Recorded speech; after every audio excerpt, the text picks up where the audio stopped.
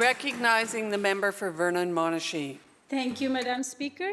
I would like to begin my response to the throne speech by acknowledging that today I am delivering this speech from the unceded and traditional territory of the Lekwungen-speaking First Nations represented by Songhees and Esquimalt nations, and I thank them for their stewardship of this land. I always feel so grateful and humbled to get the opportunity to represent one of the most beautiful constituencies of Vernon-Monashee. Madam Speaker, it's an absolute honor and utmost gratitude to get to represent wonderful people of Vernon-Monashee. It has been more than 2 years in this humbling role, and it has been a great journey so far. Every day I wake up, Madam Speaker, I have immense gratitude in my heart to think about this opportunity, the ability to represent this riding in a building where people like myself weren't even allowed to enter, or we didn't even have right to vote. It's only possible because people of Vernon-Monashee put their trust and their confidence behind me. So I wake up every single day reminding myself that immense gratitude, and I don't take this opportunity for granted. I want to give shout out to people in my constituency for always doing such an incredible job, especially showing kindness, compassion, and for standing together especially in the past couple of years, whether it is to support one another, to help the people in need. Welcome, Mr. Speaker. Or whether it is to organize communities' beloved events or festivals. People every time come together and work selflessly, and those things not only give people happiness, joy, but also bring us all together despite our differences. Mr. Speaker, I would like to thank and proudly acknowledge my wonderful and hardworking staff members at our Vernon constituency offices, Caitlin and Lisa and Charlene. Caitlin, Lisa, and Charlene work tirelessly and with so much compassion to support people, not only in Vernon-Monashee, but time to time they also help people from surrounding communities as people reach out to my office for different needs and being the government MLA. So we're very proud of the work that they do, and I'm always grateful. And I want to say thanks to Hannah, my Legislative Assembly assistant. She is incredible to support my work while I'm in Victoria. So to all my staff, thank you so much for all you do. I would say that the work that we're doing, everybody agrees, and the enthusiasm our staff shows every day to support people, it is incredible, and we wouldn't be able to do the job we do without their help. I want to thank my family for being so patient and for supporting me always while I do the work. It's very important work, and when I feel and odd times have mom guilt, thanks to my daughters who always remind me, no, Mom, we're so proud of you. So those words kind of reassure me that what I'm doing, it is for their future, and the work we do here today, no matter which side we sit, it's going to shape our kids' future and generations to come.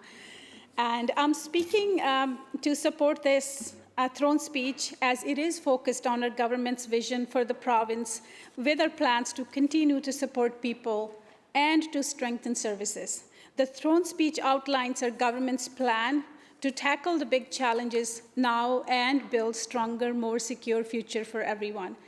In a time of uncertainty and challenges, our government has the back of British Columbians. Instead of pulling back, cutting services, and practicing austerity, or make people pay out of pocket for the private health care, we are putting the people at the right front and center of our policy making, and we're putting people's needs at the front. We're taking actions today to build a stronger province tomorrow.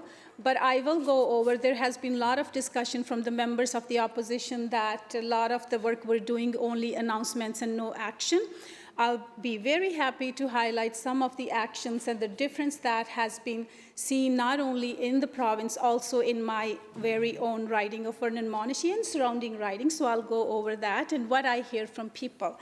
So we're taking the action today and helping people with costs by introducing new measures to help everyone to target its supports. to people who have been hardest hit during whether it's pandemic, global inflation. And I want to remind the audience, it's global inflation, not BC inflation or Canada inflation. And we know the entire world is grappling with the global inflation. But what matters, what can we do in this legislature or in the government as the representative? How do we put people first, and how do we find ways to support people? So that's what we're doing, individuals, families with children, seniors, and whatnot. So some of the highlights which probably mentioned by various members of the government, I would like to share those. And with people in my constituency, some of the cost measures to support people during this inflation, providing one-time $100 cost of living credit to BC Hydro bill, and establishing a new BC affordability credit to help low and middle income earners with rising costs. Boosting the BC family benefit by $175 per child, which January through March 2023, and families registered for the Canada Child Benefit automatically are registered. And a lot of families have reached out to my office thanking them, whether they had 1, 2, 3, or 4 children, that how much it meant, and some after seeing that into their account. Creating a new task force backed by $750,000 in provincial funding to support the goal to end period poverty and to support period products. Distributed $4 million in grant to help Vernon-Monashee businesses to manage COVID-19 challenges and bolster their recovery. Moving to freeze ICBC rates for another 2 years. Cutting costs of child care by as much as $550 per month per child by directly funding licensed child care centers. And Mr. Speaker, I was coming to Victoria first week of session, and at Kelowna Airport, a gentleman approached me and asked me, said hello, and I was curious what his question might be. And he came to me to share his story and to thank about this affordable childcare benefits. And he also mentioned about the lower childcare costs. He said, Harwinder, I want to tell you one thing, that we were paying more than $2,000, and right now we are saving $950 per month. He said, I understand people talk about affordability. Yes, there are challenges, but he said, often we forget that these savings will mean a lot. And it was really heart-touching. Those stories are powerful, and people can, those are results. Those are results of those announcements, because in Vernon-Monashee, we are getting hundreds of childcare spaces, which I'll highlight and give more specifications which area and when did we do the ribbon cutting, and kids are in and we're doing more as well. So that was very powerful moment and very encouraging that, how our Premier David Eby, his vision is, I call him leader of action, and he says Of course, that, we don't use names, member. Oh, my apologies. Our Premier, present Premier, always mention that we want to deliver results that people can see and touch. And when you hear those stories, those are the results resulted from those announcements. If there weren't any announcements, there wouldn't be action and people wouldn't be benefiting. So these announcements are very important. We're also working to tackle housing crisis by getting through speculators while launching a refreshed middle-class housing strategy and increasing homes and services near transit hubs across the province, and also in various communities with rural communities or other communities. We're strengthening public health care during the pandemic, and also strengthening this system that has been underfunded for quite some time, more than a decade, and it's not secret, and especially it's not a secret to somebody who worked in healthcare system for 2 decades and faced all those cuts and felt the pressures of those cuts, and saw my colleagues going home, coming back, having to come back to work next day on a minimum wage, and having to lose all their benefits, pensions, in result to BC Liberals government's cuts. And those cuts, I don't know if a lot of members realized, there was a statement made by one member of the opposition last week that they have never disrespected healthcare workers. And here my colleague from North Vancouver, Seymour, and I were like raising hands, like, at least what happened, that's okay, it's past, But saying that, a lot of people from community reached out to me who lost their jobs at that time. They said that was really disheartening to hear. And there were stories that somebody even committed suicide due to those decisions. So the reason I'm mentioning, let's look forward. We're investing. We're making sure that those people, their jobs are protected, that we hire more people to support and strengthen the healthcare system, as we've seen the dire consequences of those cuts and austerities. As previously I've shared time to time, and I can't help but not to share my own family. I've lost loved one due to delayed diagnosis, no access to imaging, and there wouldn't be any bigger witnesses. So it's really, sometimes it's tough, like we try to stay calm and collective, but some members and leader of the opposition, the audacity to say that how healthcare was well funded and now it's in dire need, stuff like that. So I will go over some of the things that we're doing to strengthen our healthcare.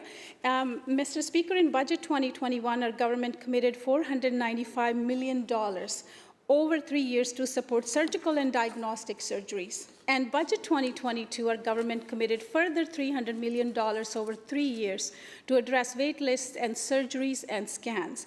On May 10, 2022, the Canadian Institute of Health Information released a report for surgery, diagnostic, imaging, and other procedures during the first 18 months of the COVID-19 pandemic. This report shows that BC was one of the top-ranking provinces in performing surgeries and delivering MRIs and CT scans. I remember after injuring my right shoulder at work during my nursing career, having to wait for MRI for several months, and then I was told years, and then I had to go to Kelowna to get private. I still have those CD discs because I needed to go back to work. So that's the difference then and now. And now, if you go in Vernon, and these are factual stats, and I talk to the imaging manager time to time, they perform more than 770 MRIs per month, and they run from Monday to Friday, 7 days a week, sorry.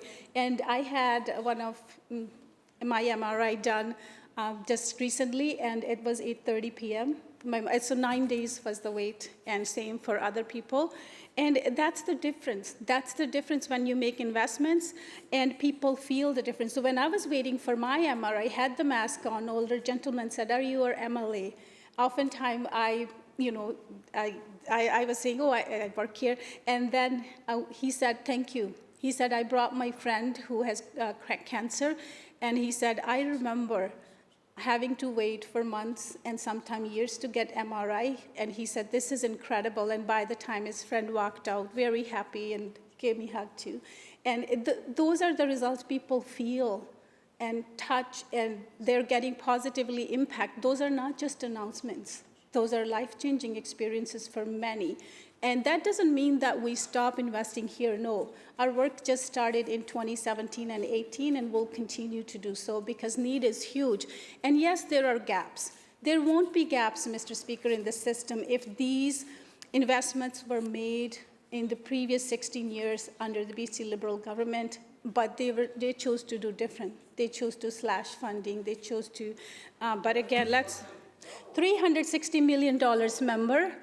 Again, there is no, Mr. Speaker, bigger witnesses than people who lived through those, whether it was work, whether it was personal, family-related, and whether it was access to childcare later. So a member can heckle all they want, but all the facts are there.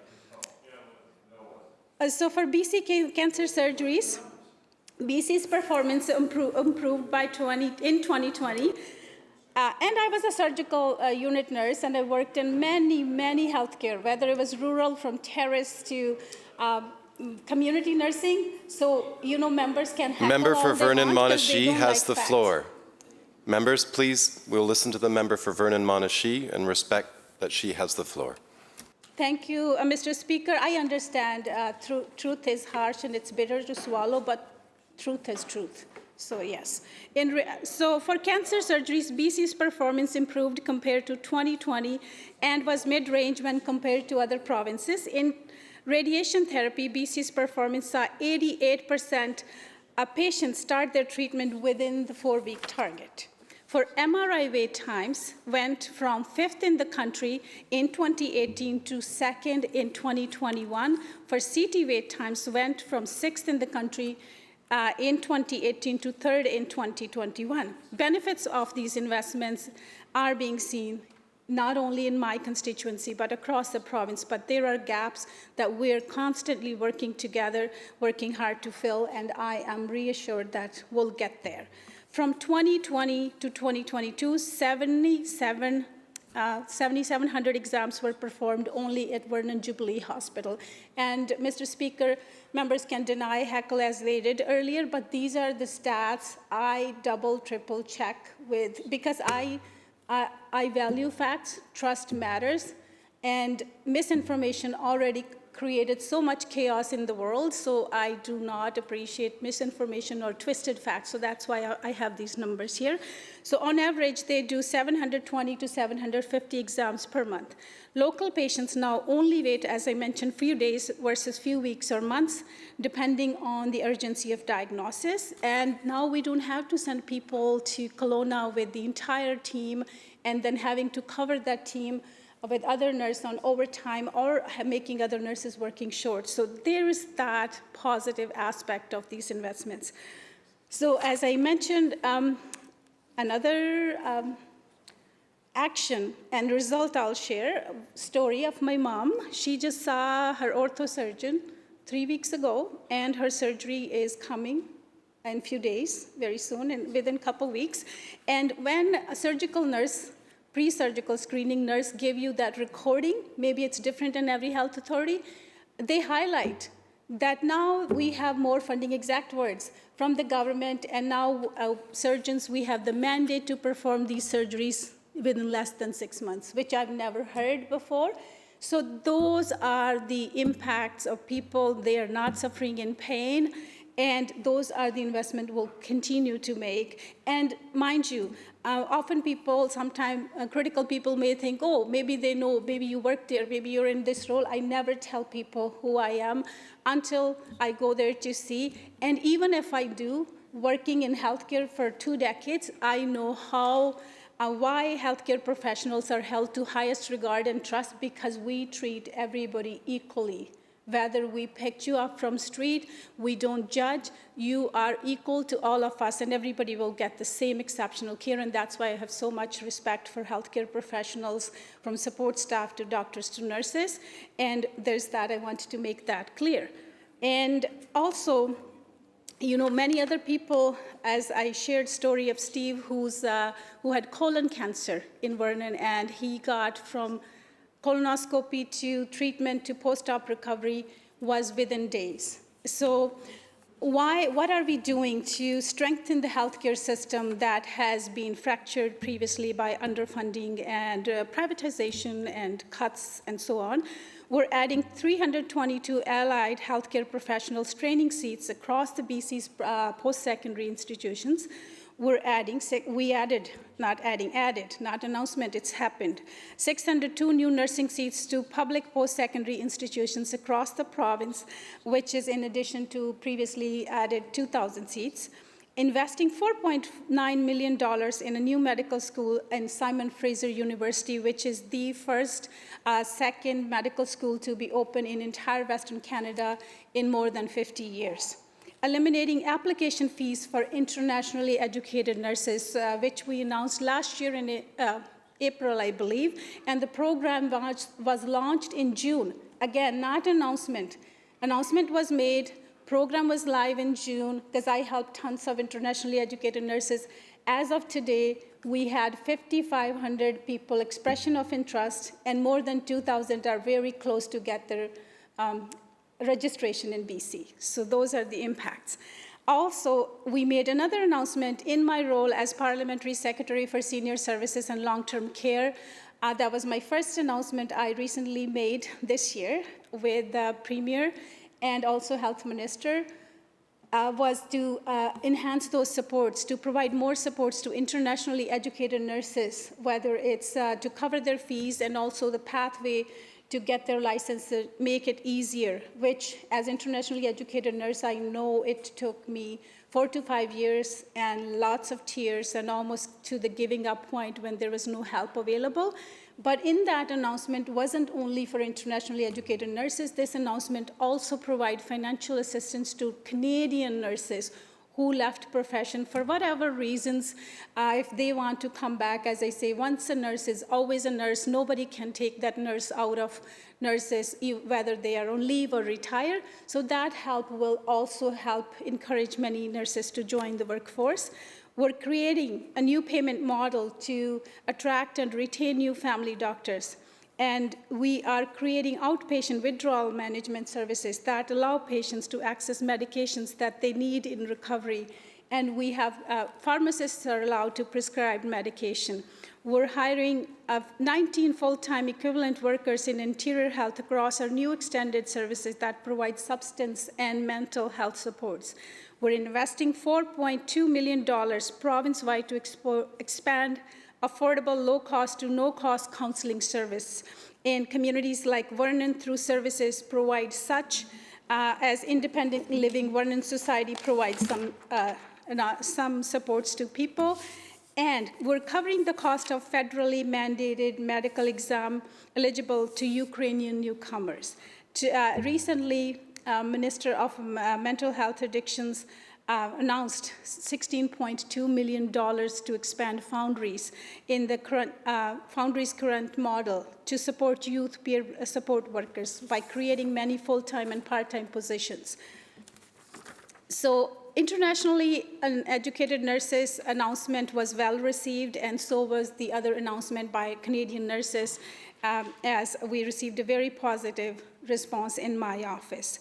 So, Mr. Speaker, I want to share this Friday I was at a local high school talking to a social studies class, grade 11, and a teacher told me that she moved from Alberta, and she said, last time when I was visiting school last year, she shared, expressed her concern about finding, not having, a worry about finding family doctor, and we had, under new model and the work we're doing in Vernon, we hired a couple that were Canadian, went to Australia, did the training, came back because they worked with my office, and now they are practicing.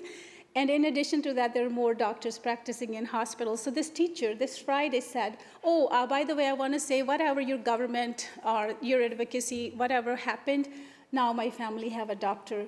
And I asked her further, what happened? She said, oh, there is this doctor who took over practice from the doctor that was retiring, so I could see the impact, the work that is being done. So that's when you see these are actions, these are results, not just announcements, and these are the results people are feeling, and they're sharing. I didn't go to ask her, but it was very, very encouraging.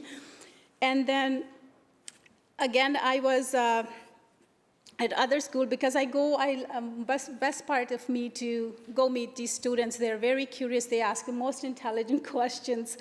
And it also expands my understanding of where they want us to go and how they want. So another teacher shared about the story with children. When I was talking about what our vision and the work and the childcare investment, she raised her hand and she said, I didn't ask her permission, but I'll be happy to share her name after if somebody asks. She said, I want to tell you kids the childcare investments. She moved from Alberta. She said, I didn't have childcare, so I was part-time. My husband, we couldn't work full-time. She said, now they're at one of the childcare, because of the children confidentiality, I won't mention the childcare center's name. She said they're there with this program, affordable childcare benefit. Not only we're saving money, now we're both working full-time and kids are getting quality care. So those, I think, besides the numbers, we can read all the numbers, but these stories are very powerful and they encourage us to do more. So we keep people safe also by investing $230 million over the 3 years to support rural police detachment in communities of less than 5,000 people, and hiring additional officers in rural and specialized positions. And I do represent some smaller communities as Vernon-Monashee, also as Lumbee, Cherryville, and Lavington, those smaller municipalities. So this means a lot to me as well. So we're also awarded $97,000 to Vernon Search and Rescue Group for public safety work. We're providing 3 organizations with $5,000 grant to fight racism and promote diversity. We're investing $150,000 to assist cities Vernon with wildfire education, planning, emergency planning, and fire-smart activities in residential areas. We're providing $25,000 to both the City of Vernon and Okanagan Indian Band to support its emergency support services to keep people safe in the event of an emergency. In part of province's $3.2 million emergency preparedness investment, City of Vernon, OKIB, and Regional District of North Okanagan received more than $75,000 in support for Emergency Operations Center. Funding more than $474,000 to Silver Star Property Owners Association to complete wildfire risk education treatment along the main road to Silver Star Mountain Resort. Providing more than $665,000 to wildfire mitigation project around Lumbee, passing the Wildlife Amendment Act that ensures culture and traditions of Indigenous people will be respected and incorporated when making decisions about the wildlife management. We're fighting climate crisis by investing $1.9 million to 36 First Nations and local governments across BC, including Lumbee, to help implement projects to mitigate extreme weather events, heat events, awarding $19,500 to Ellen Brooks Nature Center Society for its environmental education and outreach programs. We're supporting Vernon forestry workers affected by layoffs and downturns through the province's forced employment program. We're introducing a new oil and gas royalty system that eliminates outdated and inefficient fossil fuel subsidies. We are improving infrastructure, investing $3.3 million in revitalization of Lakeview Wading Pool and Park. We're investing $56,000 into connecting residents of 5 communities around Vernon, including Coldstream, Parker Cove, and Cousins Bay, to high-speed internet. We are investing money to deal with the money laundering. We're making some changes there, and we are doing everything that we can to keep people safe, not only strengthening the healthcare or services or providing services people need, also to ensure their safety, and also to support climate action as well, so we can all have healthy, livable planet and for generations to come. When it comes to housing, Mr. Speaker, as many of my colleagues from the government side got to visit many housing sites when our government was there in June 2022, and many said were envy of all the investments and very happy, and they got to meet people whose lives have changed due to these hundreds of affordable housing units that are built. And I think almost all completed, some are being built, close to 600. So in Vernon-Monashee, whether it's Lumbee, whether it's senior housing and all. So I would like to highlight some of that. I just recently got to go attend the opening ceremony of The Crossings in January, along with local leaders and our partners from BC Housing and Turning Points Collaborative Society's hardworking staff. That recent opened units have 52 units, which 3 one-bedroom units for couples and 8 accessible, adaptable units, each unit with private bathroom and kitchen. These are another great addition to hundreds of previously added, being built or completed housing in Vernon-Monashee. But I was at, again, high school. So one girl, when I finished my speech, she raised her hand. And she shared that my family and we were living in a motel and 3 siblings. And she said, if it wasn't for the housing units that are built in Vernon, she said we would be homeless. So that family now has a house. So these investments, again, help this girl can take shower, go to school, and her siblings can have a safe place. So these investments matter for short term to deal with while we were building these homes. We also purchased a former Polson Park motel for $2.6 million to provide short-term solution to the people so people don't end up being homeless or on street. There are several units that I can go over, but the most important I want to share story of Leandra, who was dealing with meth addictions and homelessness. The day of ribbon cutting, she shared and later shared with Minister of Housing, new housing minister, that she said, if it wasn't for your government, and that story is also published in local newspapers, so if anybody questions what I'm sharing, she said, for years, I was struggling to find treatment center. And she said, when your government came into power, had these treatment centers, now I'm sober. Now she's working at Turning Points, helping many people. Now she found recovery bed, housing. So those stories they matter. And those are not due to just announcement, but due to the action. I know my time is running out, but at the end, I just want to say I support this throne speech. It highlights what we're doing, and it also reminds us the importance of continue to do the work.